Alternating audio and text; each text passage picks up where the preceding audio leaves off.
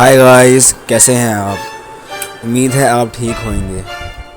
ہم نے پچھلے پارٹ میں دیکھا تھا کہ گوجوتو اس سورڈ سے ہیلپ مانگتا ہے، تبھی وہ سورڈ آ جاتی ہے۔ ہم دیکھتے ہیں کہ گوجوتو کے پاس اب بہت امیزنگ پاورز ہوتی ہیں۔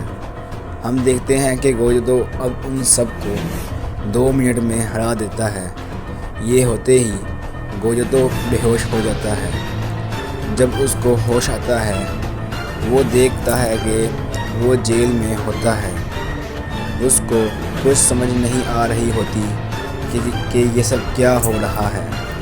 وہ اپنے جاننے والوں کی مدد سے جیل سے باہر آ جاتا ہے اور یہ جاننے کی کوشش کرتا ہے کہ یہ کیا ہو رہا ہے۔ وہ بہت کوشش کرتا ہے پر کچھ سمجھ نہیں آتا۔ اس کی وہ سورڈ اس کو نظر آتی ہے۔ وہ اس سورڈ کو دیکھ کر بہت شوق ہوتا ہے کیونکہ اس کو یہ مذاق لگتا تھا، پر یہ حقیقت ہے۔ وہ اس سب پر یقین نہیں کر پا رہا ہوتا، تبھی اس کے پاس اس کا ایک کزن آتا ہے اور اس کا نیم ایرن ہوتا ہے۔ وہ گوجوتو سے کہتا ہے کہ کیا ہوا۔ گوجوتو اس کو پوری بات بتاتا ہے۔ یہ سب سن کر ایرن ہنس پڑتا ہے۔ گوجوتو اس کو وہ سورڈ اور اپنا جیل رپورٹ دکھاتا ہے۔ یہ دیکھ کر ایرن بہت حیران ہوتا ہے کہ یہ سب آخر کیا ہے۔ گوجوتو کو ایک دم مساتو کی یاد آتی ہے۔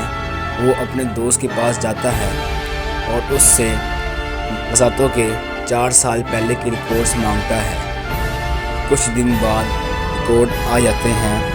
گوجوتو یہ دیکھ کر بہت حیران ہوتا ہے کیونکہ وہ سچ میں جاپان سے تھا۔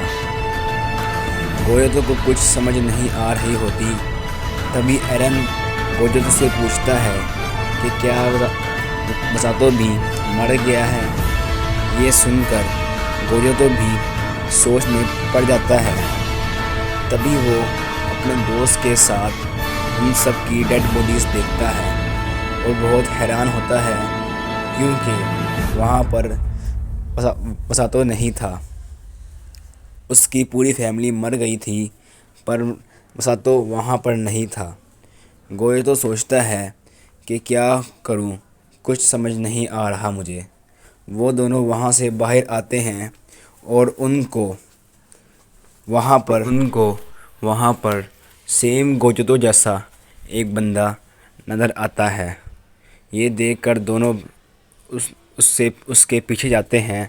وہ بندہ ایک سنسان جگہ پر جاتا ہے۔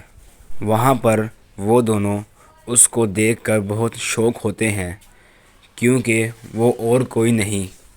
امید ہے آپ کو یہ ایپیسوڈ پسند آئی ہوگی۔